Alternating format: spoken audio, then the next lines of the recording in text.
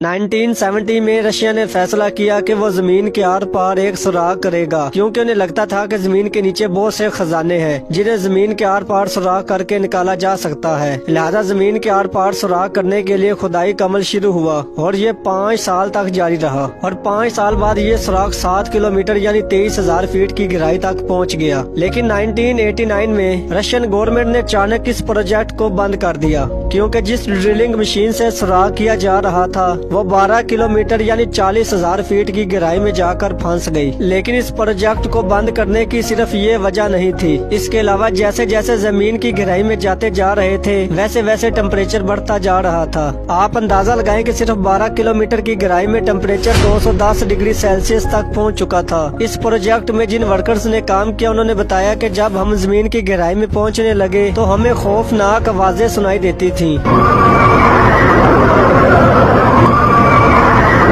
ये ऐसी खौफनाक आवाजें थी जो उन्होंने अपनी जिंदगी में कभी नहीं सुनी थी, और इन आवाजों के अलावा जमीन के अंदर खामोशी कभी कभी बहुत ज्यादा फील होती थी, जिसकी वजह से उन्हें बहुत ज्यादा खौफ आता था। इन पुरअसरार चीजों के अलावा एक चीज ये भी थी कि जमीन में जिस रफ्तार से ड्रिलिंग की जा रही थी, इस हिसाब से ये लोग 1140 साल में जमीन के सिर्फ आधे तक ही पहुँच पाते। तो सोचे जमीन के आर पार निकलने में कितना टाइम लगता। बहरहाल ये आज तक का जमीन पर इंसानों की तरफ